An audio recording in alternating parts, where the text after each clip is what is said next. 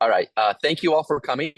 My name's Matthew Luskin. I am part of UQ and the Center for Biodiversity and Conservation Science, CBCS. This is the CBCS seminar this week, co-badged with the Wildlife Observatory of Australia, which we often call WildObs. WildObs was spun out from seed funding from CBCS over the past few years, and now has direct funding from ARDC, the Australian Research Data Commons. So this is a organization that spans all the universities and government agencies trying to promote open data and better use of data and standards. We are really excited today to have Jeff Dozer. He is tuning in from America where it is 9 p.m. So thank you, Jeff. Jeff's also deserves a congratulations before I introduce him. He just landed a position at North Carolina State University, which is, for those that don't know, in America, one of the main centers for wildlife statistics and research in our country. And before I give a proper introduction, I'm going to do a quick welcome to country.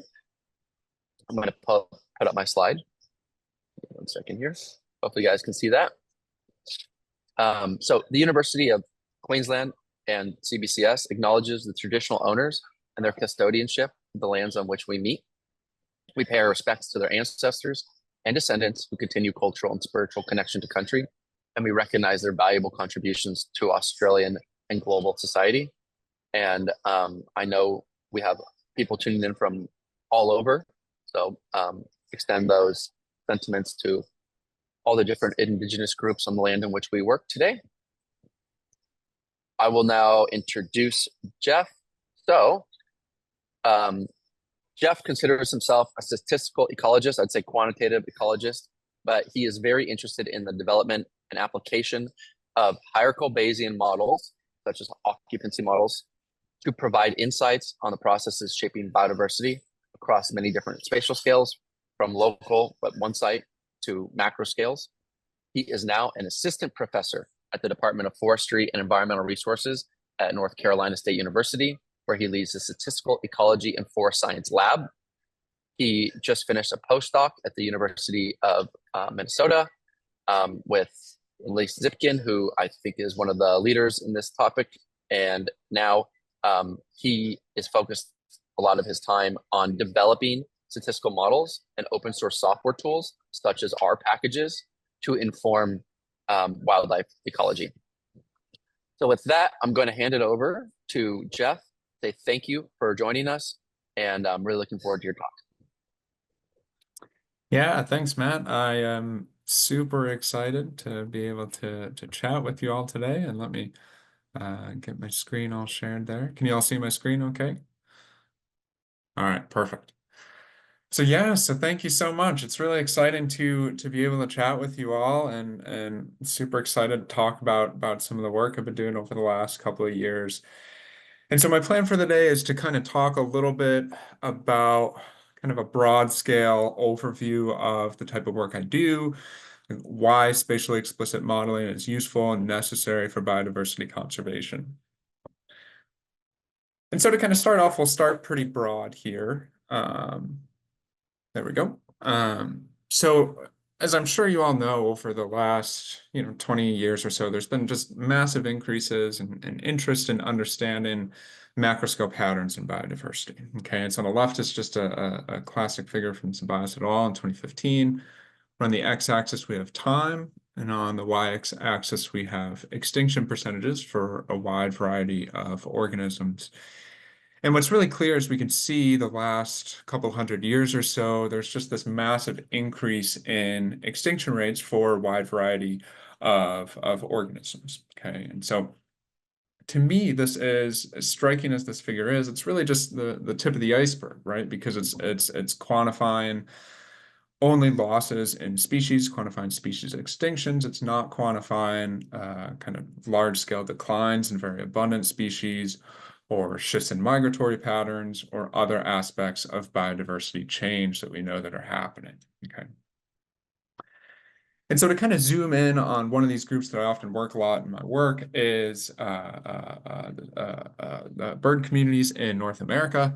And so on the left or on the right, we have a figure from Rosenberg et al. In 2019, where in panel A, they showed that since about 1970 or so, there's been a loss of about 3 billion birds across much of North America. Okay. And so what this kind of shows us is that since we're seeing combine these extinction percentages for these wide variety of species, but also these massive declines in population sizes for those very common species that occur across these large areas. Okay. And then kind of on the right, in panel B, we're seeing kind of different biogeographical communities that are looked at the trends in different ways. And what we can see is that while there is this overall massive decline, there's clear variation across these different biogeographical groups. Okay.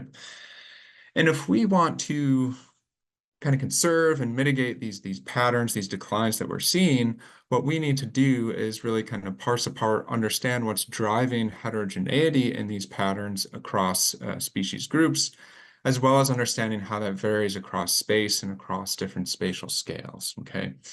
And of course, to do that, we need large scale, big scale data sources, right? So we need a lot of information to be able to provide us with the management and conservation recommendations that we want to be able to provide and understand how we can reverse these patterns. Okay, and so here I have shown kind of two data sets that I use pretty commonly throughout my work. So on the left, data set of North American breeding birds, which provides us with about over half a century's worth of data on bird populations and communities across North America. And then on the right are data from the U.S. Forest Service Forest Inventory Analysis Program, which provides just massive amounts of information, hundreds of thousands of forest plots across the U.S. that we can use to understand forest resources, understand carbon change, as well as a lot of other aspects of our forest ecosystems. Okay.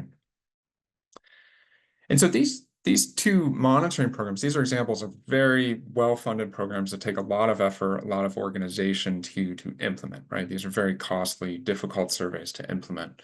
And there's been a lot of interest over the last few years in kind of developing these newer approaches that we can use to understand and monitor biodiversity. Okay, so this includes things like different sorts of citizen science projects where individuals will go out and record the presence or absence of different species.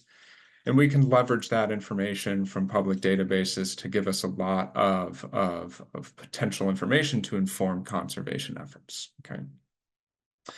We then have more kind of autonomous approaches to monitoring biodiversity, right? We have acoustic recording units for understanding the patterns in acoustically communicating species.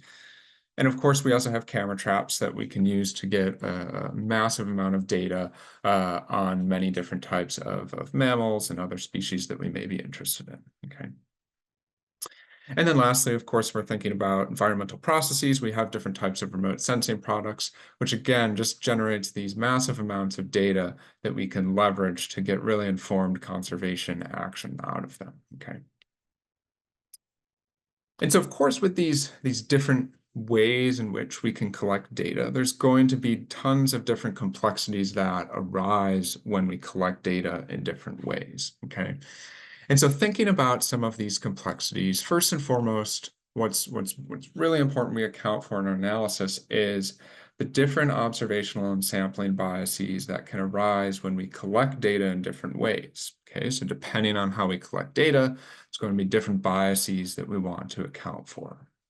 And one of the key biases in ecological data is this concept of imperfect detection or kind of false negatives, where this diagram on the right is used to kind of indicate a point count survey, so kind of a gold standard approach for monitoring bird communities. And what would happen is an observer is going to stand in the middle of this circle. They're going to try to identify all the individuals in that location. And they're going to succeed at doing that, identify many of those species, those individuals, but they're also going to miss certain individuals and certain species. And if we fail to account for this bias in our analysis, then we can get misinformed estimates from our models and then potentially lead to misinformed management or conservation recommendations. Of course, when we're thinking about developing models for big data or across very large spatial scales, we of course need to think about how long these models take to run, right? We want these analyses to inform conservation. If they take days and weeks upon weeks to run, then it's just not realistic for us to be able to leverage those to inform conservation action. And then kind of in addition to the data complexities themselves, we also know that ecological processes are very complex. Okay, so we know that things like population dynamics are correlated across space and time, and these are aspects that we should be accounting for in analysis to get accurate information. Particularly when working across very large spatial scales, we also encounter this concept of non-stationarity or context dependence. Okay, so this concept being that the relationship between a species and its environment may vary in one part of its range compared to another part of its range. And then we, of course, know that species are not independent of each other. We should be accounting for these different correlations, these interactions in our analyses in order to get the most biologically realistic information from these models that we fit. Okay. And so this slide here is really what I kind of seek to address in all the analyses and the models that I develop. I seek to account for these different complexities and develop modeling approaches and software approaches that allow us to better account for these complexities to get more informed conservation actions, okay? And so to do that, I really have kind of two components of my work, then kind of summarize the kind of broad picture of how I approach statistical ecology and how I approach addressing different sorts of conservation questions, okay? So the first approach is developing kind of new advances, new statistical approaches we can use to inform the analysis of big ecological data, right? How can we develop models that can address those complexities to give us a better understanding of the ecological process we're trying to study? But this is really just one component of developing tools to inform conservation, because what we also need to do is develop the software tools and the documentation that allows not only statisticians and people that are trained in statistics to implement these models, but also to make them more broadly accessible across a broader audience of students and practitioners that may not have extensive training in the underlying statistical approaches. Okay. And I really think it's this combination of developing the statistical models as well as user-friendly and computationally efficient software that then allows us to really generate informed conservation and management recommendations for our own analyses that we tackle with these approaches that we develop, but also with the software being able to be used by other groups to inform different sorts of questions. Okay. And so today I'm just going to kind of dig in a little bit into these topics and give a few different examples of how I've used these methodological approaches to answer different sorts of questions. Okay, so first just kind of getting us set up with the kind of data that I use in these sorts of analyses, okay? And of course, kind of a key task in conservation and biodiversity monitoring is understanding distributions of different species, understanding their population sizes, and how those are changing over time, okay, right? These are really fundamental conservation tasks, but they present a lot of complexities when we go to actually analyze the data that we have to get these estimates, okay? And so often what the data are going to look like, these are kind of spatial or spatiotemporal data where we're going to have a set of locations, so something like that on the right over here in the US, where at each of those point locations, you can imagine we have some data point that indicates the presence or the absence of a different species, or potentially a count of the number of individuals of a given species that we're interested at that location, okay? And of course, the goals here could be very different and very broad, right? We could be interested in predicting, generating maps across large areas, or we could be interested in understanding the drivers of different patterns that we're seeing across space and time. Okay, and so thinking specifically in the context of modeling distributions and abundance across large spatial scales, what are those two major complexities that we want to think about? Well, the first one I kind of mentioned already, that concept of imperfect detection, right? Those observational biases that can occur in the data that we collect. And when we're working across very large spatial scales, we often encounter this concept of spatial autocorrelation, okay? And so thinking about a species distribution, the concept of spatial autocorrelation means that it's more likely that we're going to detect a species close by to a location that we know the species exists relative to a location that's very far away from that location. Okay, and that kind of makes sense from a variety of biological and ecological perspectives, right? We know that species have dispersal limitations, so you'd expect the spatial autocorrelation pattern to arise.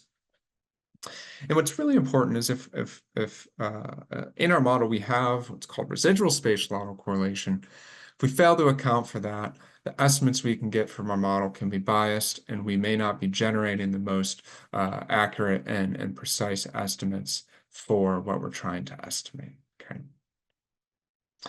And so the approach that I use to account for these two approaches is really this broad modeling paradigm of hierarchical spatial modeling. Okay, and so let's kind of think a little bit about what a hierarchical spatial model is. And really, in its broadest sense, a hierarchical model is any sort of model that has a random effect in it. Okay, so if you fit a random effects model, a mixed effects model, those are all different types of hierarchical models. But the specific type of hierarchical model I use in my work is specifically seeking to kind of parse apart the true ecological process that we're interested in from the observational biases that occur when we collect data in different ways. Okay. And so kind of zooming in on that a little bit, all right, so thinking about the ecological process we all want to understand, think about the occupancy, the distribution, and the abundance of a species across, say, a set of locations here that's indexed by J. And what we can do and are often interested is understanding how different sorts of environmental variables are influencing that occupancy, that abundance that we're trying to study. And when we're working across large spatial scales, we also want to account for that concept of spatial autocorrelation. And we do that using what are called spatial random effects, which are just a specific type of random effect that's given a spatial structure to try to soak up different types of spatial variability in the ecological process that you're trying to study. Okay, and so that's the ecological process we're interested in. And really what we're doing when we collect data is we're generating this sort of imperfect representation of that ecological process, okay? And the reason that it's imperfect is because when we collect data in different ways, there's different types of observational biases in that data collection process, okay? And so what we're going to do in these hierarchical models is try to separately account for the different observational biases in the different ways that we'll go about collecting data, okay? And statistically, the way that we can usually do that is we're going to have some sort of replicated sampling at the different spatial locations in our data set, and that's going to allow us to parse apart these two different processes. Okay, and luckily, the last 15 years, there's been a lot of model development for these tools. So there's kind of a set of models that are called spatial occupancy models, as well as a variety of different sorts of spatial abundance models that exist to fit these types of models. But they really have seen limited use over the last few years, kind of as a result of two processes. Okay, the first is that fitting these models that account for observational biases and spatial autocorrelation have historically required really extensive programming experience to fit these models in Bayesian programming languages like JAGS or Nimble, where you have to write custom code to fit these different models. And that can be a pretty substantial barrier to practitioners and students that may not have extensive experience in these languages. And then the second thing is that these models are just absolutely notoriously slow. Okay, so they can take extremely long time, so days to weeks, to fit these types of models using traditional approaches. And again, that can just be a major hindrance in trying to use these approaches to inform conservation. Okay? And so what I've been working on over the last couple of years is developing a suite of projects and or packages, as well as kind of the statistical models that are used to fit these approaches, and implementing those in user-friendly software. And so I've developed two R packages, SP occupancy and SP abundance, to fit different types of spatial occupancy models, as well as different types of spatial abundance models. Okay. And kind of one of the most fun things about developing an R package is trying to figure out a good a name for the package, as well as trying to figure out a catchy logo. So I think the one for SP occupancy is probably the better of the two here. But if you say SP occupancy is one word, it sounds like spoccupancy, and that's where the Spock hand comes from there. So a really crucial part of any sort of R package development is figuring out those names. But again, kind of the key idea behind developing these packages is to make sure that they could fit these models in a computationally efficient way, as well as be a user-friendly tool to fit these models, okay? And so kind of digging in a little bit into these two separate components, so making the package computationally efficient as well as user-friendly. Let's kind of start off with the computationally efficient component. And really the key barrier in these models is fitting a spatial model, so estimating a spatial random effect. And kind of the gold standard approach in spatial statistics for doing that is what's called a spatial Gaussian process. Okay, so it's been very well developed over the last 40 years or so. And the concept behind how this is going to work is we're going to essentially try to estimate the correlation in your ecological process between every single pair of sites in your data set. Okay, so you're really trying to estimate a big matrix. Here's just kind of an example with 5 different sites in our data set. And we're going to try to estimate the correlation or the covariance between each site in order to estimate that spatial random effect and account for spatial autocorrelation. Okay. And you can imagine this works pretty well with a few number of locations, but as you get hundreds or thousands of hundreds of thousands of data sets or points, this process just becomes extremely slow and very difficult to fit this modeling approach. Okay. And so what we do in the package is we use a statistical approach called nearest neighbor Gaussian processes, or NNGPs, to reduce this computational barrier that exists. And kind of the concept behind how this works relies on kind of rearranging the spatial locations in your data set to form what's called a directed acyclic graph. And that's kind of this figure that we have here, where the nodes represent different locations, and then the arrows are kind of connections between the locations. And all that we do with this NNGP approach is we're essentially just going to try to reduce the number of arrows in this graph to make something like this on the right. And that's going to result in a model that's much, much more computationally efficient compared to fitting the full Gaussian process approach. Okay. And so taking a look at kind of the speedups that we can get from doing this, all right, let's just do a little simulation example here, where here I have a data set with about 1,600 locations, and I'm trying to estimate this true pattern that we're seeing on the left here, all right? If I fit this model using kind of the standard approach, full Gaussian process, that's going to take about 7 hours to fit, okay? And if we see kind of our estimate that comes from that model in panel B, we see it does a pretty good job of estimating that true process that we're trying to estimate. And then if we compare that to the estimate from our NNGP approach, we can essentially see identical estimates from panel C to panel B, right? Those two figures look really similar. But then if you look at the title, you can see that the NNGP model took 7 minutes compared to 7 hours for the full Gaussian process. Okay, so drastically reducing the computation time that we have for this model.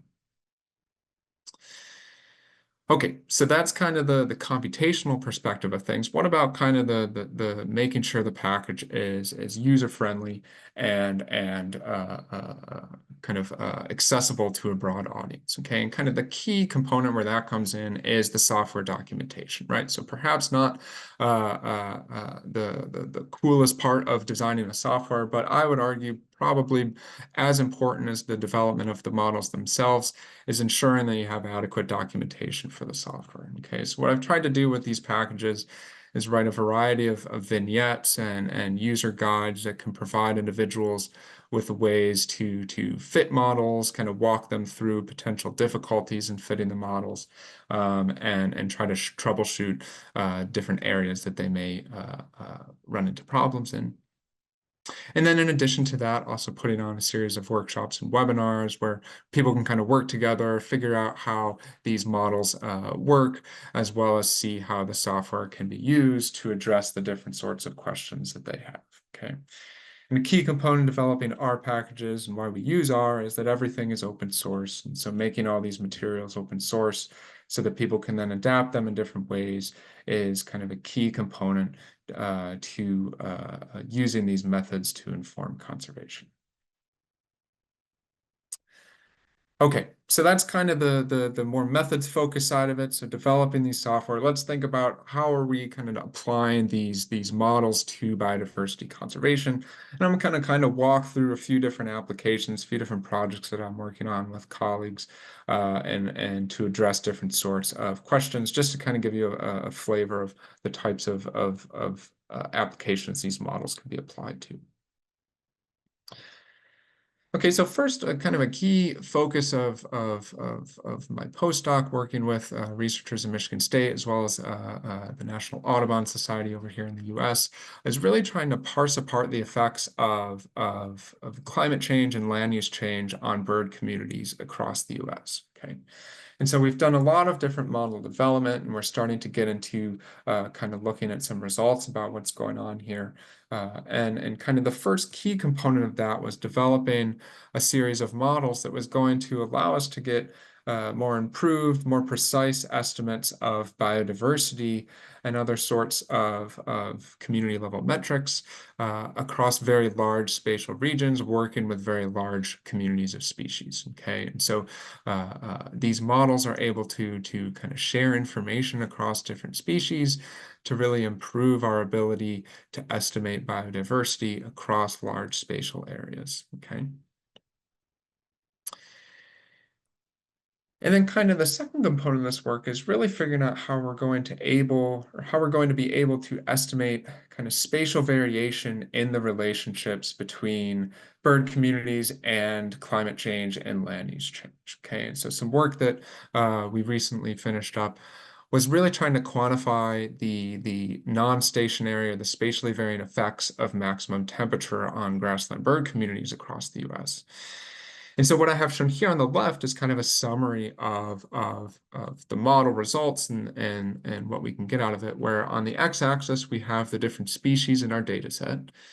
And then the color corresponds to both the magnitude and the sign of the relationship between the species and maximum temperature, okay? Such that strong positive effect is dark blue, and dark red is a strong negative effect.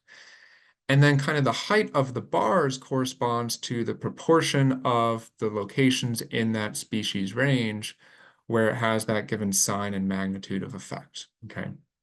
And so if we move kind of across these different bars, if we move across these different bars, we can see there's clear variation in this relationship between species and temperature across species, which makes sense. Species have different thermal requirements. But then also, if we look kind of within species, we see that there's many species that have both positive and negative relationships with maximum temperature, okay? So indicating potentially that an increase in temperature may have different effects on the species in one location of its range compared to another, all right?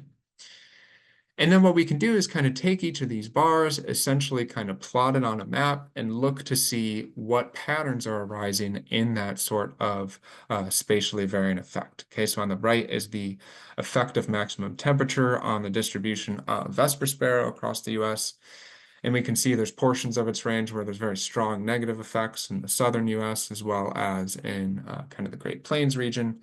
But there's also locations where an increase in temperature may lead to a positive change in the distribution, so potentially indicating a shift as a result of changes in temperature here. And then additionally, we can kind of extend this concept to think about trying to estimate spatially varying patterns in trends, okay? So looking at spatiotemporal patterns and really trying to be able to develop models that allow us to get really flexible estimates of trends and how those vary spatially across the range of a species, okay?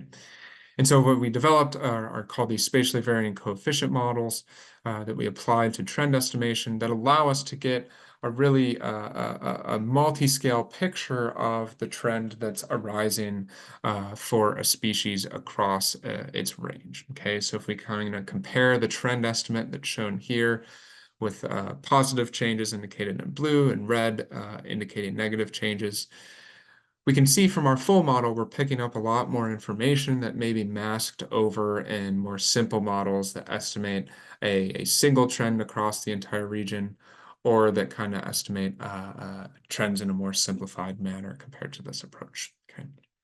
And what we're currently doing is taking these trends and then applying them in kind of a subsequent analysis to relate them to climate and land use change to be able to understand how those two are contributing to these spatially varying patterns that we're seeing. Okay, kind of another area of application, not specifically related to wildlife, but now we can apply these models as well to think about improving estimation of forest and carbon resources across very large spatiotemporal regions, okay? And so there's kind of increasing interest in what's called this concept of small area estimation, okay, which is really trying to take data sets that are designed for purposes at kind of larger spatial scales and using that to inform information and management decisions at smaller scales, okay? And this is particularly relevant for forest management in the US, where there's a lot of interest in quantifying kind of species-specific information in very small spatial areas. And these sorts of hierarchical spatial models are very well suited for these types of small area estimation, which is allowing us to give very fine scale information to managers to help them inform best management practices for their given natural resource objectives.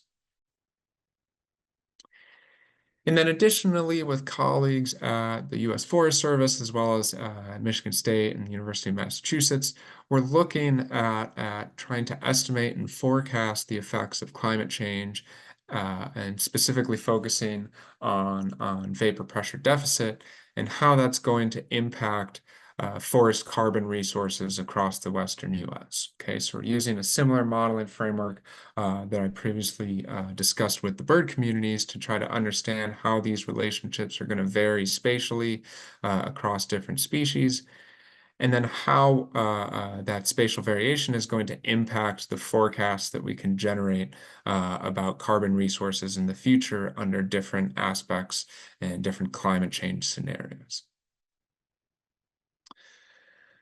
Okay, and then lastly, kind of a key area in which these models have a lot of potential is to understand the impacts of introduced species. Okay, so particularly in these species distribution models, that is very well suited for understanding kind of shifts in species, invasive species, as well as other sorts of patterns over space and time. And so recently with some colleagues at the University of Minnesota, we applied these models to inform detection of an invasive aquatic plant species across the Great Lakes region in the US.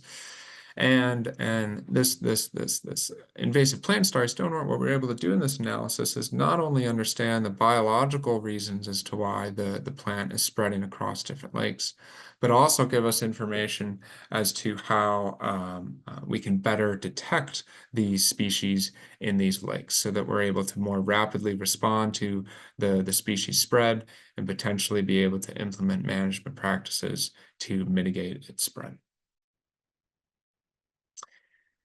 And then lastly, with some work coming out in the next few days with some colleagues at Penn State University, we're able to take a very community level perspective to understand the impacts of honeybees and introduced species in the US on wild bee communities across the state of Maryland in the US. And so there's been a lot of interest in understanding the reasons for wild bee declines and pollinator declines more broadly across the world.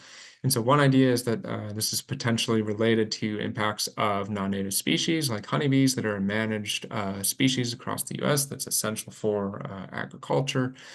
And in this analysis, what we did is we're trying to parse apart the impacts of honeybees as well as kind of urbanized land cover on wild bee communities.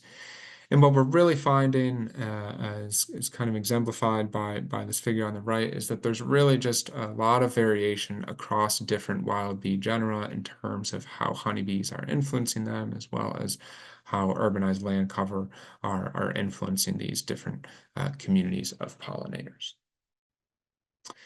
Okay, and then the last example I'll highlight is probably the coolest example of using the software packages, and that's to apply it to identifying detection biases in dinosaur fossil record, okay? And so this isn't necessarily ecologically related, but thinking about how we can apply these models to different contexts, there's a kind of a widespread debate in kind of the dinosaur world and understanding if there was a true decline in dinosaur populations prior to their massive extinction, or if that observed decline in the fossil record is simply a result of biases that exist in how fossils are preserved in the earth. Okay, and so here we're using an occupancy modeling framework to try to parse apart whether or not these patterns in the data are a result of observational biases or if it was a true population decline. Okay, and so with that, I'll just kind of wrap up by kind of going back to this overall figure that kind of highlights a lot of the work that I've done over the last couple of years. In particular, really try to emphasize that these two components, I think, are really necessary components of quantitative ecology and statistical ecology. So not only developing the methods, the modeling tools to fit more complex models that can address the increasing complexities of ecological data, but also developing software that can allow these tools to be implemented by practitioners and students in a computationally efficient way to then have the broadest potential impact on conservation and management as possible. And so with that, I'd just like to acknowledge all the co-authors and funding sources for this work, and thank you all for listening, and happy to chat about some questions. Thank you, Jeff. That was great talk. So inspiring to see you bring these stats to large scale, really important questions. And I know there's going to be a lot of questions from the audience about how we can do that in Australia. Maybe I can get us started with a few questions that are a little bit more big picture. Australia really excels in species distribution modeling using presence-only data. How do the methods that you're advocating differ from species distribution models in terms of the quality of the inferences that you can make? Yeah, that's a great question, Matt. So I think, there's kind of a couple components to that. So one, kind of a major selling point that I'd say for these models is I think they're more mechanistic in terms of kind of the way that we collect data. So this approach is trying to explicitly acknowledge the biases that exist when we try to collect data in different ways. And so that can kind of give us insight in terms of our data collection processes and how we can better improve those processes as well. In terms of kind of the connections with the approaches, right, they're all very similar in terms of overall goal, but here kind of the inferences you can make from these explicit hierarchical approaches gives you a better ability to state kind of the actual occupancy, so the true patterns at a location, as well as patterns over time, as opposed to, say, kind of a relative pattern that you can get from a lot of presence-only models. So a lot of presence-only models kind of give more relative information in terms of one site is better than another site, but by kind of explicitly accommodating for observational biases in these models, these can give us information on kind of trying to estimate abundances, population sizes, as well as trying to get kind of a true kind of occupancy probability that's associated with kind of the use of a given area or something of that nature. So all kind of trying to accomplish the same things, but I'd argue that these approaches are potentially a bit more mechanistic than presence-only approaches. Thank you. One of the things that I noticed is that you had a few examples from bird community studies, or the North American breeding bird. Yeah. Have you ever considered using eBird data? Because eBird is a very popular data aggregator in Australia, and so those data sets are available. High quality data sets like that at a continental scale are available for us. Absolutely. Yeah. So eBird is really well suited for these types of analyses. So the work that I'm doing now is kind of combining the data set that I was talking about today, that breeding bird survey with that eBird data. So eBird is exactly kind of a great example of a data source that works really well with these methods in the sense that there's massive amounts of data, but there's also a lot of biases associated in the way the data is collected. But absolutely, these occupancy models and different sorts of abundance models can be applied to eBird data to kind of get at those same sort of questions. Yeah, absolutely. Thank you. I noticed you talked about acoustics and cameras, but did not have an example. Why do you think vertebrates are a little bit behind the ball? Or is there a data set that you know of that you would like to apply this for vertebrates sampled with cameras or acoustics? Yeah, that's a great question. So there's some projects I've been working on with some colleagues in the over in Europe, some data that's in Eastern Europe that actually involves applying these methods with acoustic data, and so that's involving kind of mammals, insects as well as birds as well. But yeah, I mean, all of these methods are really well suited for camera trap style data as well. It's just kind of been a circumstance of kind of where my kind of research went that it hasn't kind of gone to do a bunch of camera track work. But I mean, kind of using things like, in the US, we have Camera Trap USA, so there's plenty of, or Snapshot USA, excuse me, where there's tons of kind of repeated samples that are generated from camera traps that are really well suited for these types of models. So yeah, I think the opportunities to apply these packages with camera traps and acoustic recordings is huge. Yeah. Great. Yeah, yeah. I think Cam Trap USA is good, and we're trying to build a collections of camera trap data sets in Australia with the Wildlife Observatory. So once we have enough to use your approaches, we hope to be able to apply that for cameras. But it's already suitable for the very many ecologists that work on birds with eBird. So that's really cool. So I'm gonna read out a few questions from the chat. Perfect. Andrea Griffin asks, she says, thank you. Can you explain the underlying assumptions why you want to move from a full GP to an NNGP? Can these be flexibly applied by the user? Did you use these in the studies that you presented? And can you just redefine what those two terms are for us real quick?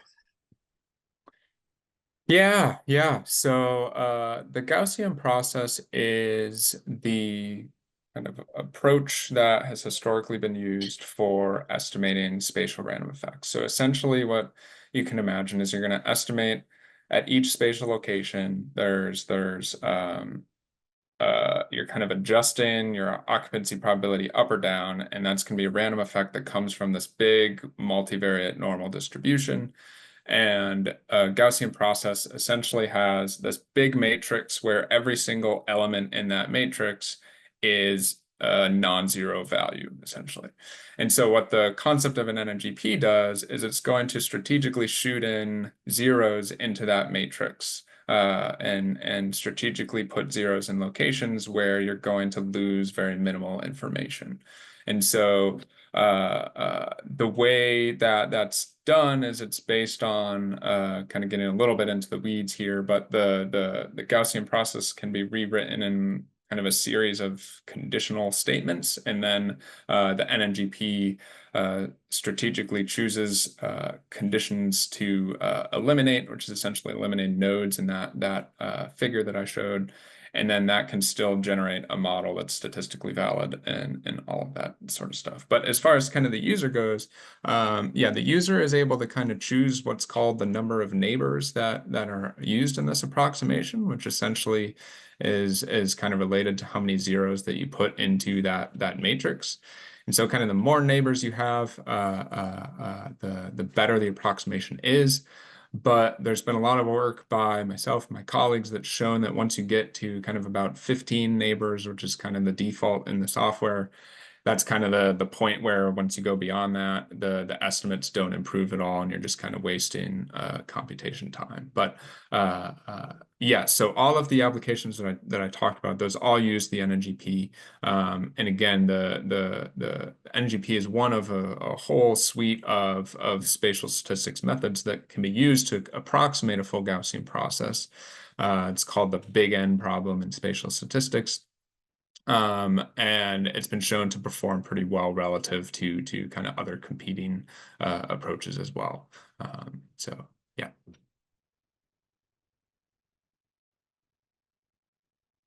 Thank you. Thank you. We have a few more questions. I'll read them out loud. So Angela Liu asked, given the observation biases, have you done any modeling work to combine multiple data sets to fill these gaps, such as marker recapture or tracking data, acoustic data? If so, would the spatial Gaussian process be well suited for that type of analysis? Or what other insights or models would you use? Yeah, fantastic question. So let's see. So I've done some kind of models with multiple data sources, so integrated models. I haven't done much with capture, recapture, and tracking data, but definitely I've done some with acoustic data. And I'd say it kind of depends on I guess the problem and the kind of scope of the data set in terms of whether the spatial Gaussian process or just kind of spatial modeling in general would be suited for that. You know, these spatial processes are useful for explaining kind of additional variation in your data that's not explained by covariates that you have in the model. And it's particularly useful in situations where you may say, don't have all the relevant covariates that you know would influence your species of interest compared to a situation where maybe you did. And it's also really useful for situations when you're focused on predicting in new locations. And so if that's kind of the goal of any sort of kind of integrated analysis where you have multiple data sources with different types of observational biases, then absolutely the spatial approach could definitely help out. I will say that the algorithms for a lot of kind of marker recapture, and I'm less familiar with kind of the telemetry literature, but those models might be a fair amount slower than some of the models that I talked about today. But that's kind of the nature of the beast with all these sorts of models. So yeah. Thank you. I have another question here from Sonia, and she asked, what are the tools you use to validate your models? Like Yeah, that's a really AIC good doesn't question. work for, okay, you got it. Yeah. So there's kind of a few things that are built into the package. So there's in terms of kind of model comparison. So the one we use is the WAIC. So kind of a common one that's used for analyzing Bayesian models and comparing Bayesian models. So kind of same philosophy as AIC with kind of an information theoretic approach. Also in the package is kind of a cross-validation approach where you can assess out-of-sample predictive performance using cross-validation to really better assess kind of predictive performance at locations that are held out from your data set. So those are kind of the two main approaches I use. There's as far as kind of model assessment, so assessing model fit, there's the approach we use is a Bayesian posterior predictive check approach. And there's kind of functions in the packages again to assess that, which is all kind of related to residual kind of check-in and things of that nature. But yeah, I'd also say it kind of the exact approach you want to use definitely does depend on the objectives as well. So you can kind of make cross-validation kind of geared towards your specific interest, right? You can imagine if you're predicting at a location that's really far away, maybe you want to kind of design your cross-validation study to assess exactly that sort of prediction task. But yeah, so those are the kind of basic approaches. Are you saying like you could withhold data from the original model that you knew was going to be similar to what you wanted to predict in some way? Like you could choose which You data you're know, withholding? yeah, so like the concept being that if you have a data set that's very clustered, but you want to try to see how well your model does at extrapolating in a different location, right? Potentially trying to hold out data that's as far a distance away from that, just to try to assess that sort of concept. Yeah. Yeah, that's brilliant. Barry Brook asks, are your packages part of the tidy models? They are not. That's a great question. So I have seen some users that have kind of manipulated the objects from SP occupancy and SP abundance to try to work well with kind of tidyverse and the way that data is structured there. But there's nothing kind of built in as far as kind of tidy models goes with the packages. Would love to have that be embedded in the future, but yeah, just not at the moment. Yeah, and for those users that don't know, tidy is a way of making pretty figures and manipulating results and data in R. And so if you get your model outputs into those formats, you can use that easily using your same code that you would have done from the model outputs of a different model per se. So that's why he was asking. Um, a question from Jason Flower is about using SP abundance to model marine species distributions along coast where there are physical barriers to distributions. So cells are connected as the fish swims, not as the bird flies. So I think what he's saying is imposing ways in which there's can't be spatial autocorrelation among two sites. But I think that's gonna. Yeah, that's a great question. Things always get much more complicated in marine systems, right? That's why I stay on land. The modeling's a lot easier. But yeah, so I guess in the packages, there's no way to kind of restrict the spatial autocorrelation to be in any sort of dimension. So if you had kind of directionality in that, you wouldn't be able to do that in the packages, unfortunately. But yeah, I mean, you may there's a whole suite of spatial approaches. Anisotropic spatial covariance functions might be useful in that situation where kind of allows directionality and that correlation that could be useful for that situation. But yeah, unfortunately, that's not in the package. Very, very interesting. So, how do your Andrea Griffin again? She asked, how do your packages differ from SPAMM package SPA? SPAM, I think is how you pronounce that one. That's a good acronym. That is a good acronym. Spam. I am actually not familiar with spam, so I would have to look it up to see what it does. So that's a very good question. Cool, cool. All right, we have time for a few more. Maybe one more. So one thing that a lot of people in Australia are interested in is species interactions, such as between invasive species and native species. This is something that you showed an example of with invasive honeybees influencing native bees. There's a body of work showing that co-occurrence can have some limitations in the ability to infer species interactions. You didn't walk us through what was under the hood of your example model where you did that for bees. But if that model is appropriate for Australia, it would find many other applications like that. So maybe you could just walk us through what is going on with your species interaction values in that example that you showed. Yeah, definitely. So I guess I'll kind of clarify that it's not species interactions. We weren't super confident in couldn't immediately say that it was species interactions, right? But it more so the kind of inference that we're able to make was kind of done in two parts. So the first thing was this was kind of a classic joint species distribution modeling approach, which is kind of where a lot of limitations of interpreting co-occurrence and co-abundance patterns in relation to species interactions can arise. But kind of what we did here to try to get a slightly better sense of the factors driving those patterns was we used a hierarchical partitioning approach on the JSDM output, which is essentially to try to parse apart which covariates among a set of variables are leading to or which one explains the most variability in the other. And so what we had in this data set was the response variable was actually the counts of a variety of wild bee species. And then we had in this state, we actually had the location of every single honeybee apiary in the model.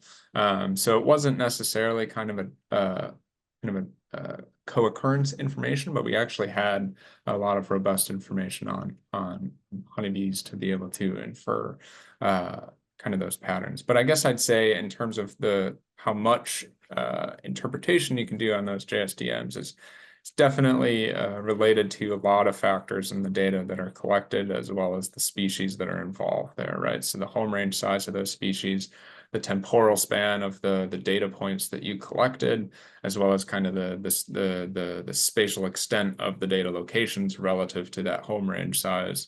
Those are all kind of things that influence the kind of interpretability of things as interactions versus co-occurrence patterns and things of that nature.